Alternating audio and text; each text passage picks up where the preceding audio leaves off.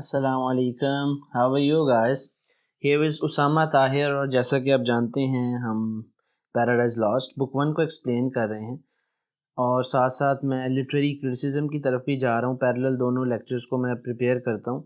اچھا، آج ہم 540 سے 560 لائنز تک کو ایکسپلین کر پائیں گے، اور ان لائنز میں ایو ٹیمپٹیشن ہے. ٹیمپٹیشن آف ایو has been discussed in these lines. بہت سے اسٹوڈنٹس کے کمنٹ آتے رہے ہیں کہ ٹیمپٹیشن آف ایو پہ ویڈیو بنائیں، ٹیمپٹیشن آف ایو پہ آپ ویڈیو نہیں بنا رہے. تو اسٹوڈنٹس، مائی سبسکرائبرز، مائی ویورز، مائی بیلوڈ سبسکرائبرز، یہ لائنز جو ہیں ان میں ہم ایو کی ٹیمپٹیشن کو ہی دیکھیں گے پیراڈائز لاسٹ کی لائنز کے تھرو. خود سے ایکسپلین کرنا وہ بات کا کام ہے. پہلے ہم ان کی لائنز کو دیکھتے ہیں کہ جان ملٹن نے ایو ٹیمپٹیشن کو کس طرح سے ایکسپلین کیا، اور بہت these are the highly interesting and amazing lines آئی کوڈ سے. تو آئیے دیکھتے ہیں کس طرح سے. اب تھوڑا سا میں آپ کو پریویس تھوڑا سا کنیکٹ دیتا چلوں، کنیکشن کریٹ کر دوں کہ یہاں پہ اب جو سیٹن ہے، جو شیطان ہے، وہ سانپ کا روپ دھارنے کے بعد اب وہ جو ہے اما حوا کے پاس آتا ہے، اور پہلے تھوڑا سا جو ہے نا بہت زیادہ احتیاط کے ساتھ وہ چلتا ہے، نوٹس میں خود کو لانے کی کوشش کرتا ہے. اس کے بعد اب وہ بات کرنے لگ گیا. اب وہ کیا بات کرتا ہے یہ وہ دیکھتے ہیں. By gift and your celestial beauty adore. اب وہ سب سے پہلی بات نا اسٹوڈنٹس، یہاں پر جان ملٹن کی ہمیں تھنکنگ کا پتہ چلتا ہے کہ وہ یہ سمجھتے ہیں کہ عورت کو بدھو بنانے کے لیے اس کی حسن کی تعریف، یعنی کہ پیورٹن ایج ہے 16 سینچری. آپ جب دیکھتے ہیں کہ عورت کو کس طرح سے صرف ایک جو ہے نا بیوٹیفیکیشن، یعنی عورت کو ایک بیوٹی کا جو ہے نا ایک سمجھا جاتا تھا کہ یہ صرف حسن و جمال کی پیکری ہو سکتی ہے، اس میں انٹیلیجنس یا ایسی کوئی چیز نہیں ہو سکتی. اب تو عورت کو مقام دے دیا گیا ہے، یا عورتیں ڈیمانڈ کرتی ہیں کہ ہمیں صرف ایک حسن و جمال کی کانٹیکسٹ میں نہ دیکھا جائے، بلکہ ہمیں یہ بھی دیکھا جائے کہ ہم انٹیلیجنٹ ہیں، ہم انڈیپینڈنٹ ہو سکتی ہیں، ہم اپنا کام خود کر سکتی ہیں، ہم ایک بینگ انڈیپینڈنٹ انڈیویجول جو ہے فنکشن کر سکتے ہیں سوسائٹی میں. پہلے ایسا نہیں دیکھا جاتا تھا، ویسٹ میں بھی ایون ایسا نہیں تھا. تو اب ہم یہی دیکھتے ہیں کہ جان ملٹن کی یہاں پر کس طرح سے وہ سیٹن کو دکھا رہے ہیں کہ سیٹن اما حوا کے حسن کی تعریف کرتا ہے. with refreshment beheld their best beheld were universally admired. وہ کہتا ہے کہ بائی گفٹ آپ کو خوبصورتی جو ہے، آپ کی مقدس خوبصورتی، اس کو سب پسند کرتے ہیں، ایڈور پسند کرتے ہیں. with ravishment بہت زیادہ خوشی کے ساتھ beheld کھڑے ہو جاتے ہیں، their best beheld اور آپ کو دیکھتے رہتے ہیں. we are universally admired آپ کو تو یونیورسلی پوری دنیا کو، پوری کائنات کو آپ کی تعریف کرنی چاہیے تھی. But here in this enclosure world لیکن یہاں پر اس جنگلی چار دیواری میں، اب دیکھو جنت کو وہ کس طرح سے پھیکا پیش کر رہا ہے. اس جنت کے لیے وہ خود مرا پھر رہا ہے، اور وہ اس کے الفاظ دیکھیں. ان دس انکلوجر ورلڈ آپ کی جو حسن و جمال ہے وہ تو دب کے رہ گیا ہے. These beast among beholders rot, یہ بدتمیز جانور، یہ بے مروت جانور ہی صرف آپ کے حسن و جمال کو دیکھ پا رہے ہیں. And shallow to discern half wit in the is fair, اور یہ کھوکھلے اس قابل بھی نہیں ہے کہ آپ کے حسن و جمال کے آدھے حسن کو بھی پہچان سکیں کہ وہ کتنا خوبصورت ہے. یعنی کہ وہ ان بیوقوفوں کو کیا پتا کہ آپ کتنی عظیم ہیں، کتنی خوبصورت ہیں، کہ وہ آپ کے حسن و جمال کے آدھے حسن کو بھی سمجھ نہیں سکتے، یعنی آدھی اس کی کوالٹیز کو بھی وہ انڈرسٹینڈ نہیں کر سکتے. ون اینڈ ایکسپیکٹ، سوائے ایک انسان کے، یعنی صرف ایڈم آپ کے حسن و جمال کو دیکھ سکتے ہیں. باقی تو آپ کا جو حسن ہے، آپ کی جو عظمت ہے، وہ چھپی ہوئی ہے، وہ دنیا سے اوجھل ہے. اور یہ ایک بہت زیادہ آپ کے ساتھ زیادتی ہو رہی ہے. وہ یہ ثابت کرنا چاہتا ہے کہ آپ ڈیزرو کرتی ہیں اس سے بھی زیادہ جتنا آپ کو ملا ہے. حالانکہ ایو کو خدا کی بلیسنگ ملی، ایک کمفرٹیبل لائف ملی، ایک ڈیوائن جگہ پہ انہیں رکھا گیا، خدا نے ہر طرح کی نعمتوں سے انہیں نوازا. لیکن اب وہ ان کے مائنڈ میں کیسے شکوک و شبہات پیدا کر رہا ہے، ٹیمپٹ کر رہا ہے، ان کو ورغلا رہا ہے کہ آپ کی بیوٹی جو ہے وہ تو یعنی کہ ایڈمائر کی جانی چاہیے تھی، لیکن وہ تو یہیں پہ دب کے رہ گئی. یہ لائن بہت زیادہ امپورٹنٹ ہے. ان دس انکلوجر ورلڈ، اس چار دیواری، اس جنگلی چار دیواری میں یہ بس جو ہے نا رہ گئی ہے. نیکسٹ دیکھتے ہیں. ہو سیز یو، آپ کو دیکھتا کون ہے. اینڈ واٹ از ون، سوائے ایک کے یعنی ایڈم کے. ہو شوڈنٹ بی سین، آپ کو تو دیکھا جانا چاہیے تھا ایک دیوی کے طور پر خداؤں کے درمیان. یعنی آپ کی عظمت تو اس سے بھی بلند تر ہونی چاہیے تھی، آپ کو تو ایک دیوی مانا جانا چاہیے تھا. And adored and served by angels، اور فرشتوں کو آپ کی خدمت پر معمور ہونا چاہیے تھا، آپ کی عبادت پر معمور ہونا چاہیے تھا.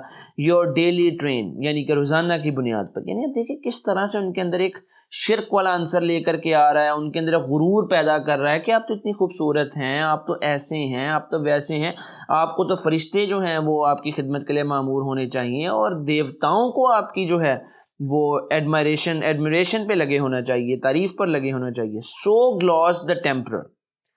اب جو ورغلانے والا تھا وہ انتہائی مکار تھا، انتہائی جو تھا وہ مکھن لگانے والا تھا. And his prompt tuned.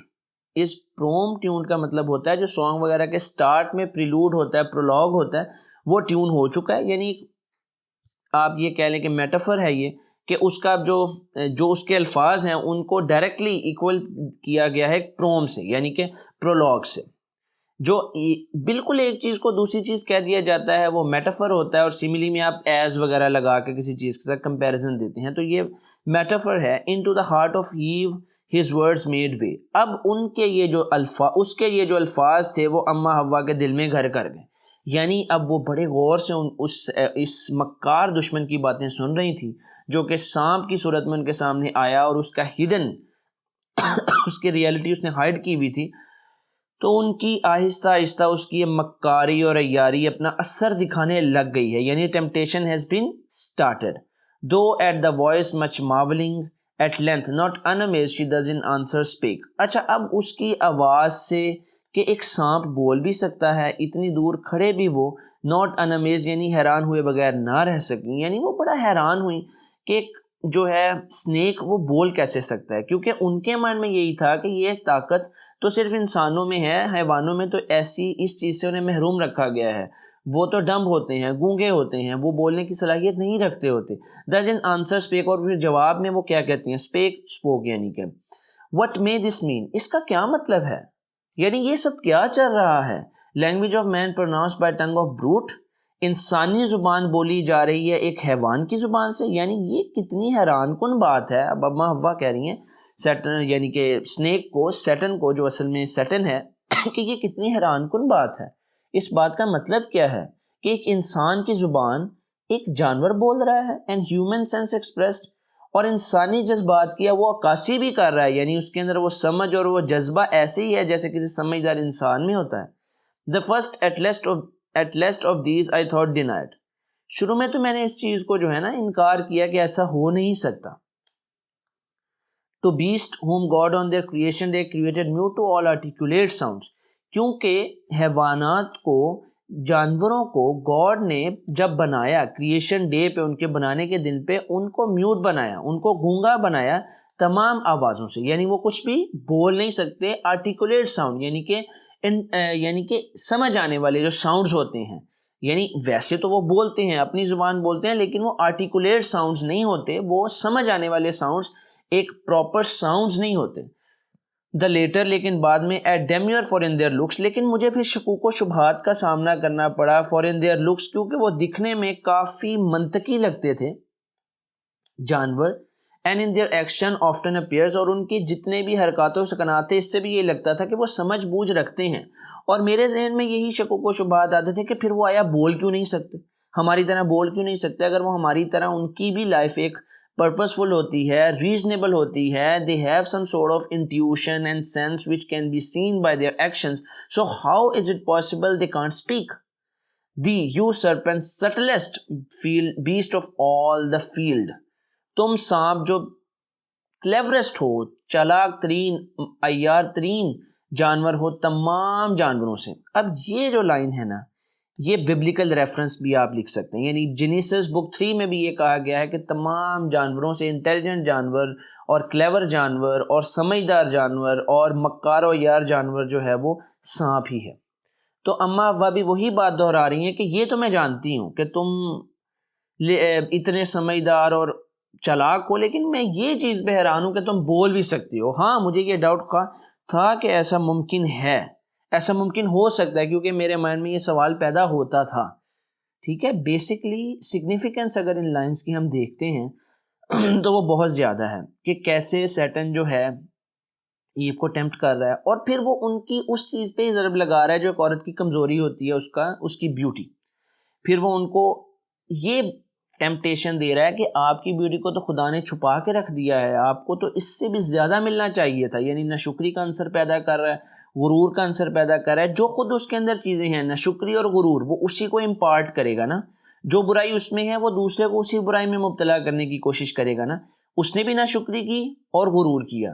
اب وہ اماں حوا کو بھی ناشکری یعنی جو انہیں ملا ہے وہ انہیں کم تر دکھانے کی کوشش کر رہا ہے، حالانکہ وہ جنت میں بہت خوش ہیں. لیکن وہ کیا کہہ رہا ہے کہ آپ اس چار دیواری میں قید ہیں. بھائی کس چیز کی قید ہیں؟ باغ عدن میں بھی کبھی کوئی قید ہو سکتا ہے، جنت میں بھی کوئی قید و بند کی صعوبت ہو سکتی ہے.